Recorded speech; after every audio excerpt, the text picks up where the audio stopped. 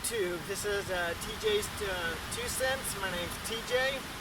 I decided to take a different bit of scenery for my next YouTube video about my life in foster care. So if you want, let's go ahead and dig right in.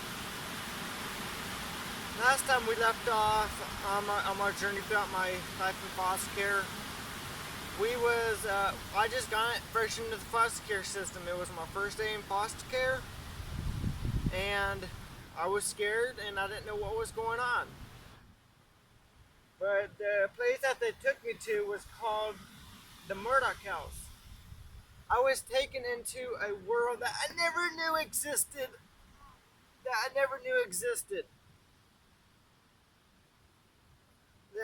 I was bombarded by so many different lifestyles and people that I never saw, and they had different backgrounds as well too. After a few days, I eventually met my foster care workers, Mr. Lawrence and Mrs. Smith.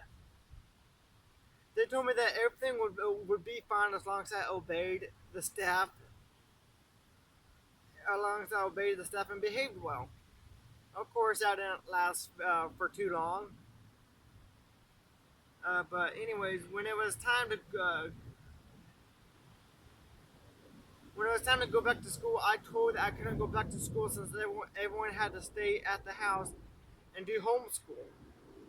That bummed me out, uh, hearing that, because I knew that there was going to be a water balloon fight at the end of the year at my day school, and I was really looking forward to it too. After a few days of homeschool,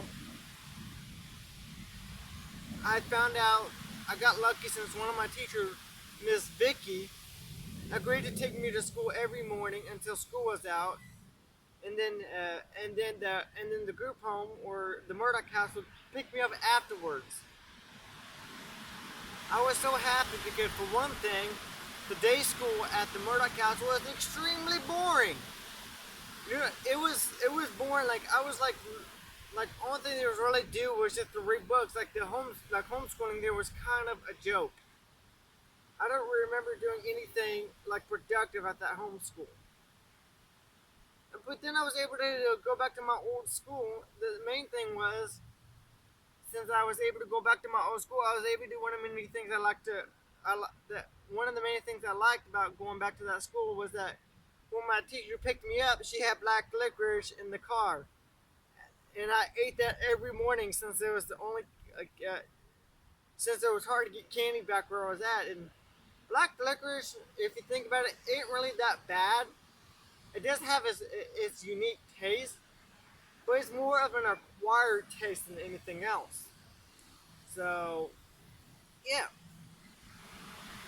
But when I wasn't at school, but whenever I wasn't at school, I was back at the home wondering when I was able to go back to my dad's. My family did come up and visit me, uh, I think at least a couple times a week, if not several, along with my biological mother. She also visited me too. I think starting in foster care, my biological mother was able to visit me more often than she did when I was living at my dad's house. Which kind of begs the question: was she the one that insinuated the state to open up an investigation and take me away from my dad's house because she knew she wouldn't win in court against my dad like she did the first time? But anyways, but and then one day I had gotten into an argument with another kid, and he punched me in the eye. And that very same day, my foster care worker, Mr. Lawrence, came and noticed my black eye. He told me to go to the bathroom and look in the mirror and see myself and come out and tell him what I saw. I came back, and there wasn't much to tell since other than I was stupid and getting into a fight in the first place. When Mr. Lawrence had got done talking to me, Mrs. Smith told me if I did not start acting right, I'll be moved to a stricter group home. After a few weeks of not straightening up, I did end up going to another group home in Newton, Kansas. And the weirdest part about going to this group home, I know most people don't remember their dreams growing up, and I kind of believe in premonitions.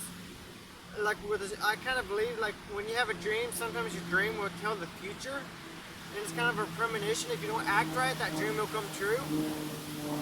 And sorry, I have to check my audio recording because I'm outside. But I had a dream growing up at my dad's house. I think like shortly before I entered foster care system. I think it was between the time I went to the children's home for the first time and before foster care. I had a dream that I was going to a big building with a tall, big shadowy figure next to me.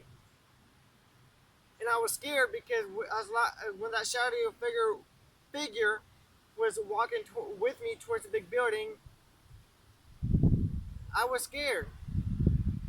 And the funny thing is, though, that dream came true. When I went to Newton, Kansas, I went to what was called the cottages.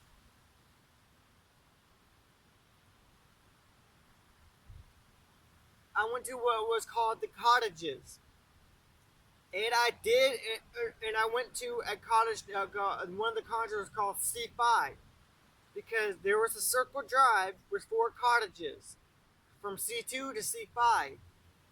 But anyways, C5, the other cottages look the same on the circle, but the cottage, the college and my foster care worker walking up beside me clearly matched my dream.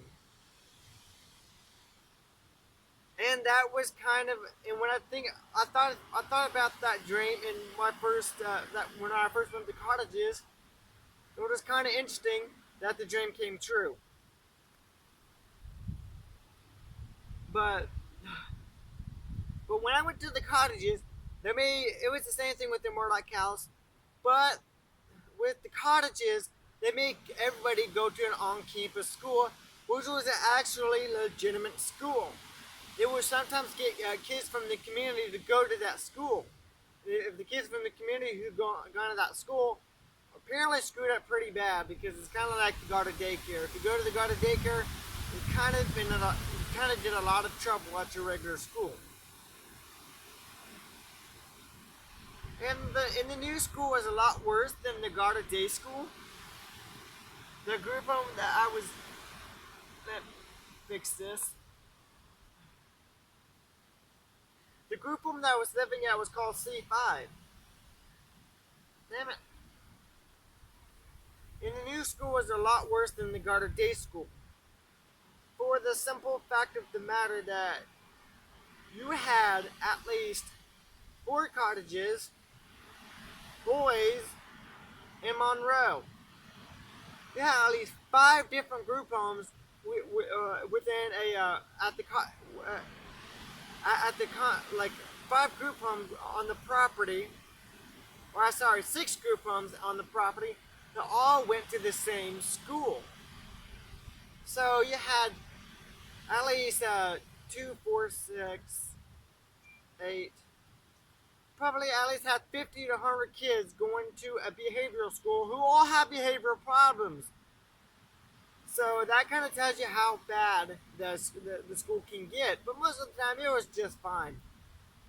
Because if you acted up at school, it of course came back and bit you in the butt at the group home. The group home, like I said before, was called C5. It wasn't all that bad since I still had this station with my biological mother and my dad. But the sad thing, it was about after 3 to 4 months, my dad stopped visiting me altogether. He came for my birthday that year, but I didn't really notice my dad stopped visiting me after several months. I just didn't notice.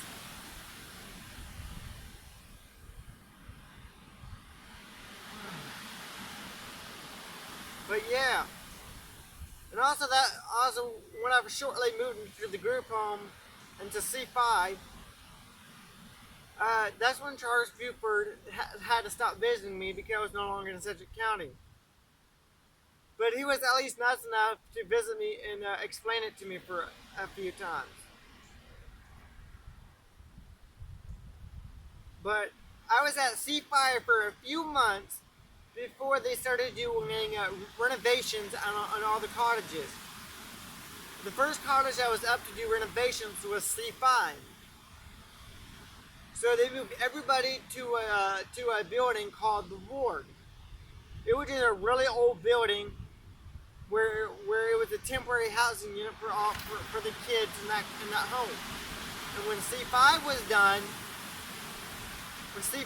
done with their renovations, they would put the cottages in C4 and C5, and I don't know how it went, but yeah, we went to the Word while they did renovations at C5. And 2 weeks before we moved to two weeks before we moved to the Ward, we had a competition. It was like a big group activity where all the kids in the home, along with staff members on the kids' team, all competed in a competition. And I remember with one of the competitions, we had like all the kids had pantyhoses, and we kind of tied it around our waist with an apple, like in one of the stockings, in one of the leggings. I'm sorry. And we was to hit another apple across some cones, and that was really hard work. Ollie, what are you doing? Go get it, it's over there. Ollie, go get it, it's over there. Ollie, go lay down. Lay down. Lay down. Sorry, that's my puppy. He's being a puppy. He's looking at me all crazy now. But, yeah. Towards the end of the competition, the group with the most points got a special prize. And we also had a pizza party at the same time. And having pizza parties for any kid is awesome. Because what kid doesn't love pizza? Unless you're lactose intolerant, and you're kind of screwed in that department.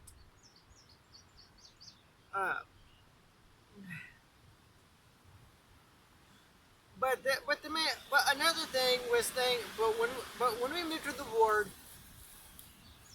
it was kind of nice being there, for the simple fact of the matter that it was right next to the boys' cottage. Boys, not boys like BOYS, but BOISE. I believe that's how the cottage was spelled. But the boys' cottage was primarily for kids, was for the younger kids, about my age and younger. But the boys' cottage at that time was called a level 6. Or nowadays, in the state of Kansas, it would be called a PYRTF, a psychiatric youth residential treatment facility. So that was a stricter higher level group home than what I was in. I was in a level 5 or a YRC2, I believe is the equivalent nowadays. Don't quote me on that though. But since the boys' cottage was more my age, every day after school, during study time, where we had to be in our rooms for like an hour during shift change, for at least for C5 or the Ward, I was able to play with the boys, with the kids from the boys' cottage during their outside time. So I got to play with kids more my age. But it was actually really interesting though.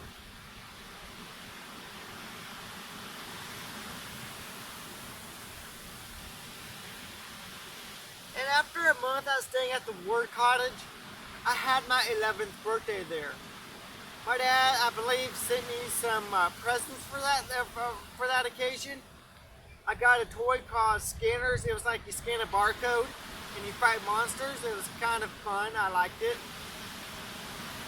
But this was the same time that I started getting weekly visitations with my like not weekly but weekend visitation with my biological mother. And so, but back to what I was saying, because I had my phone for some reason only records in 15-minute segments. So every 15 minutes I have to start the camera. But yeah, this was the same time I started getting weekend visitation with my biological mother. So I would be spending the whole entire weekend with my biological mother, which was very nice because I actually did like look up to my biological mother like every boy like normally does. Most boys are mama's boys, and they usually look up to their mothers with great respect. And that was true. And I will later tell you more about why all of my biological mother's kids have disowned her and no longer want anything to do with her. But right now I'm going to focus on the positive side of my biological mother and work towards the negative side of my biological mother. And you will understand more why towards the end of this series why we kind of shunned our biological mother away from our lives for our safety, for our mental safety. But anyways, every weekend when I would go visit my biological mother, I would cry as soon as I got back because I didn't want to leave her. I would cry in my room, and it would I was in the room by myself because I ended up getting into trouble with some of the kids. When we moved to the ward, I was in a room with two other kids because it was the biggest room at the cottage at the cottage. So there's two other kids in there. I got into a confrontation with one of the kids, so they put me in a room by myself, which I liked. But I would cry so hard in that room, it would bug the kid next to me, and so the staff had to put me in the timeout room for me to calm down. But I would cry almost every weekend for a while. But yeah.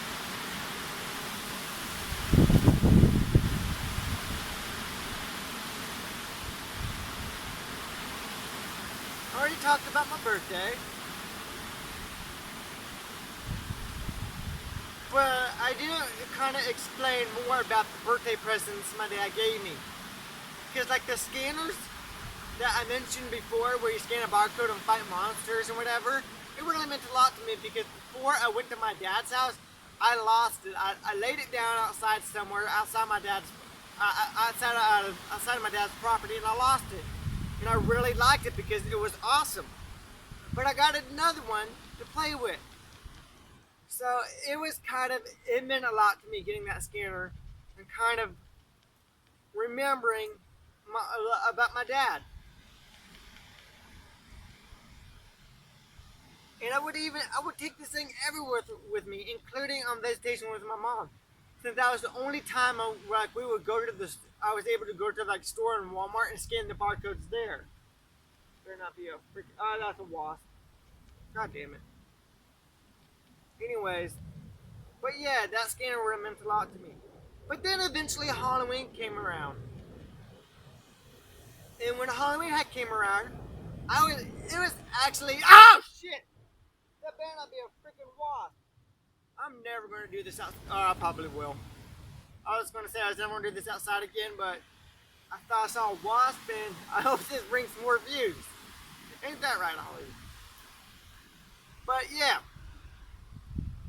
During Halloween, I was actually able to go trick-or-treating for that year with all the kids at the boys' cottage. Remember, I'm not saying boys as in little boys, boys as in BOISE. So just remember that because I had to explain it before.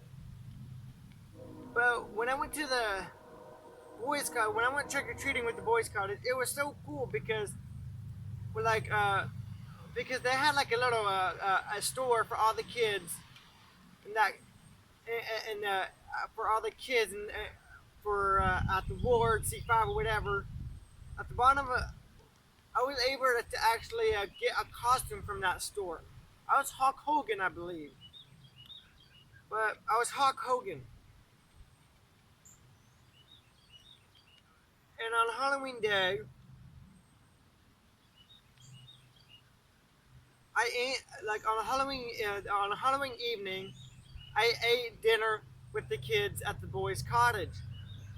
There wasn't no room for me at the table because like the table was specifically set for the number of kids in that home.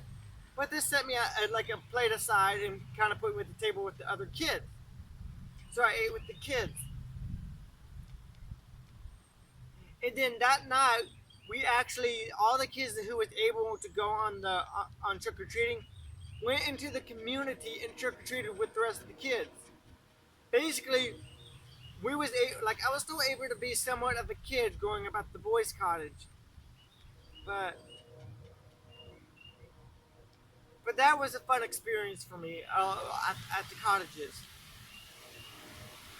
And then Christmas came around, and I was still at the cottages or in Newton, Kansas, because I would end up being in Newton, Kansas for a little over a year. And I have a lot of experiences at the cottages. But after school had left out for Christmas, it was around the same time I ended up having to spend a whole week with my biological mother for Christmas. During that week, I was able to play with my stepsister Stephanie almost every day.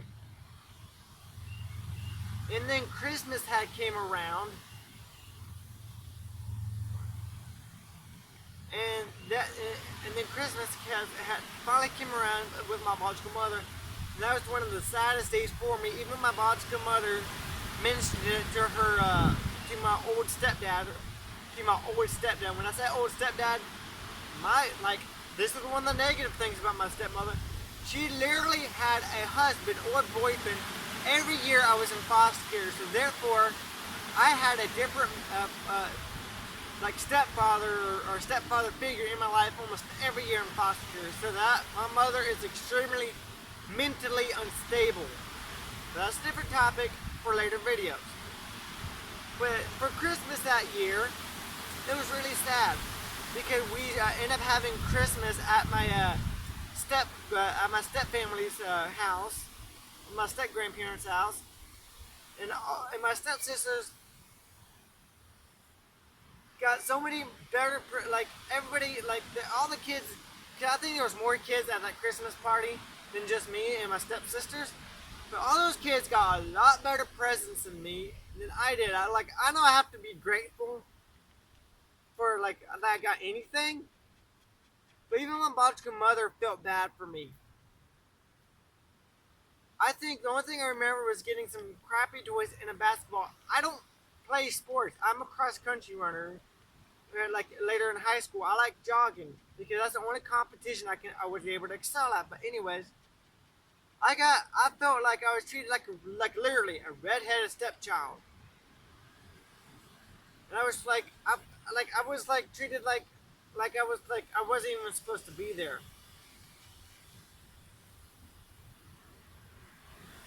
But my mother did stand up for me at the time, so it was really interesting.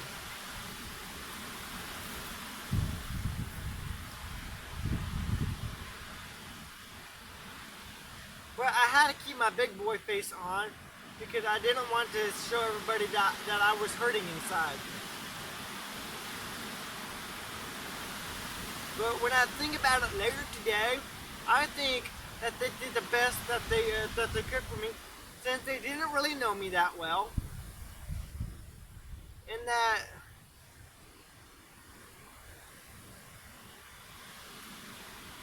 and I wasn't my stepdad's real kid.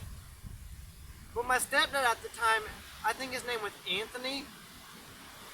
I don't remember his last name, but I know he lived in Ada, Kansas. I might actually go to Ada, Kansas and take some pictures for when I publish my book for like a little picture section. But Anthony still treated me with a great amount of respect. He never treated me wrong. But and then the day came around where I had to go back to the cottages. I think it was the day before, to be more exact. But I put on some of my sister's chapstick, and she had strep throat at the time, where she was sick. Like, oh, I don't care. But I put some of her chapstick on, and I got extremely sick the next day. I still had to go back to the cottages, but developed strep throat. I had a fever. I was in my room. I was like pretty much confined in my room for like a week, and then the kid's sick. But that's the last time I put on her chapstick though. But the best thing about getting sick though, like that winter, I was able to be in my room in the room by myself, and I get to sleep all the time. And once I had gotten better, and the rest of my time after, once I had gotten better, the next semester of school and the rest of my time at the ward college seemed to fly by. And then towards the beginning of summer, we was able to move back to Circle Drive, I was able to move back to the Circle Drive, and I moved into the C4 cottage, which at the time was an emergency group home, and it was a co-ed group home to be a.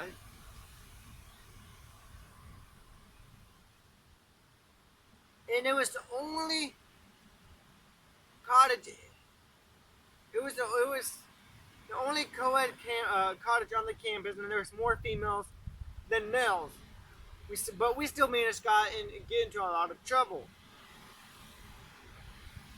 This was also the first time I made a friend at the cottages, and I met a person named.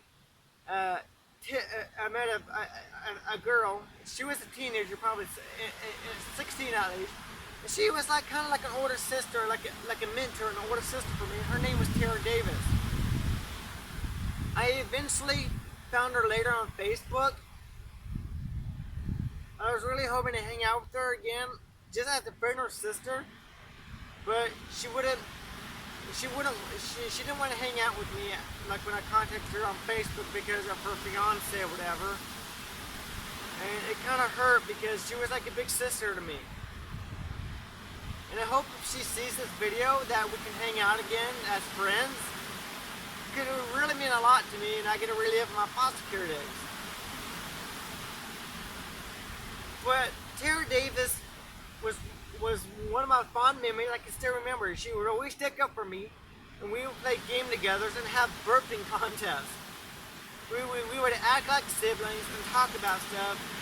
And it was sad when she had to leave the program since I was losing a best friend. Then one of the awesome things she did before she left was she signed one of my t-shirts.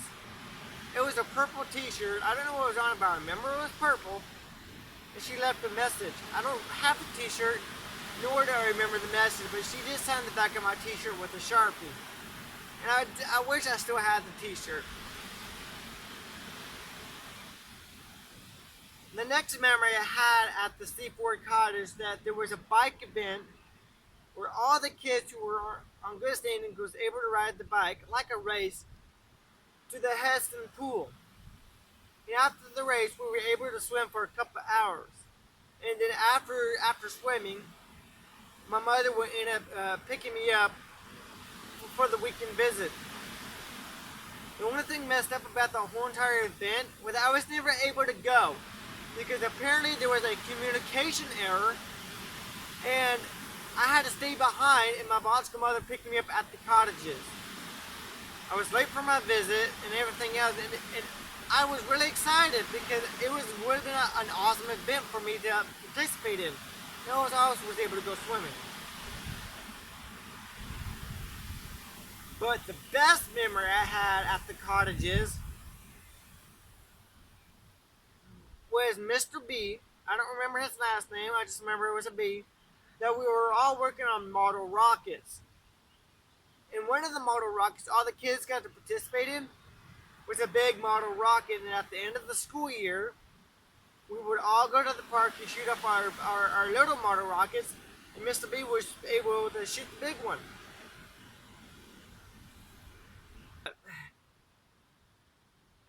But with Mr. B shooting the big one, Mr. B had told us he had to call somebody, I think like the FAA or Air Traffic Control, and get clearance. And the rocket would be going really high in the air, and it had a potential of hitting an aircraft.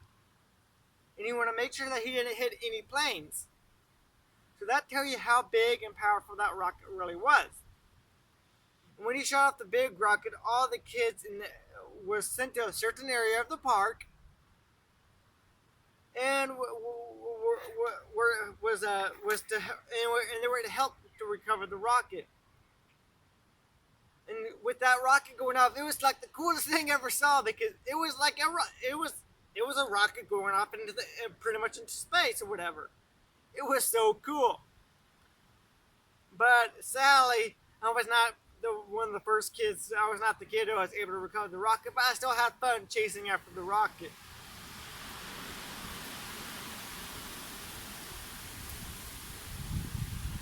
But the last memory I had at C4, hold on.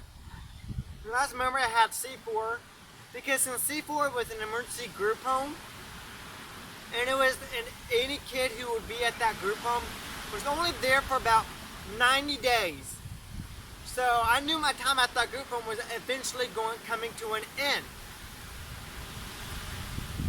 But the last memory I had at C4 was that the campus, the school on campus, had an end of the year party with cake and ice cream and games. And during the end of the year, a kid named Matt Carmichael, he was older than me, probably the same age as Tara Davis, who was 16. He had diabetes. He had a diabetic seizure. And that was one of the scariest moments that I witnessed growing up as a kid, because I had no idea what was going on. And I ended up, when he fell down to the ground and started seizing up, I cried and ran all the way back to the group home. And I'm pretty sure the staff at the group home didn't get mad at me, nor did I get in trouble for them for running away from staff and going back to the group home. Because they probably realized I was scared out of my mind and everything.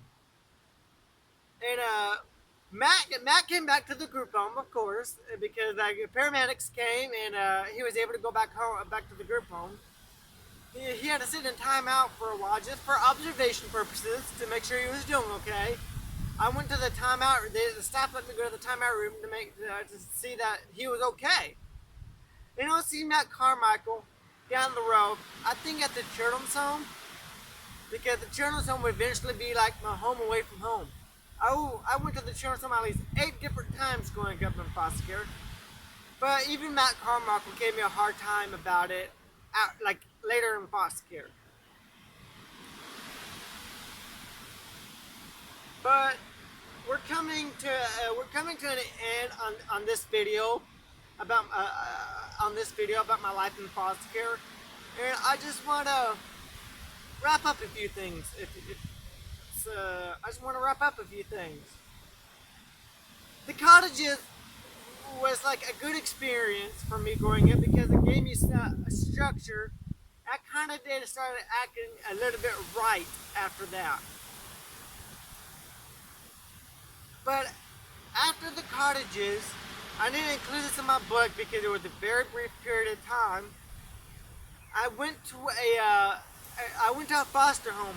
I went to my very first foster home after the cottages, and I was not there for that long. And I don't know why they got rid of me.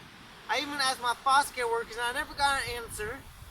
But I felt like I don't know why they gave up on me. I don't know why they got rid of me. But I stayed in my room most of the time playing the Nintendo 64, and I had a TV and the system in my room. But the home I was in was an interracial group, a foster home. The mother was of course white, and the father was from India, I think. And I remember we had to keep our shoes at the front of the door, at the front of the door. I think it was just like tradition for like India or something. But I wasn't there for that long. Eventually, I got kicked out of that home, and I would end up spending about 2 to 3 weeks with my biological mother. And spending that much time with my mother, I don't want to leave her again. And we even tried to talk to my work, can you just stay here for a while? And of course, no, because I was not reintegrated with my biological mother.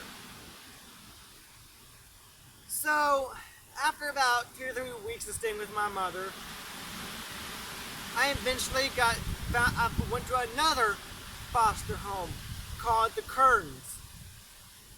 And this was one of the worst foster homes I would ever go to. And I will explain a lot about this foster home in my next video. But thank you for coming with me on this journey about my life in foster care. Send me a like if you like the video, a dislike if you like it. Send me a comment down below if you like the new scenery. Because since the summer here in Kansas, I can pretty much do this for every video I have. But send me a like if you like the video, a dislike if you disliked it. Send me a message if you have any questions about the video. And thank you for coming with me on this journey. And I'll see you guys in the next video. And have a good time.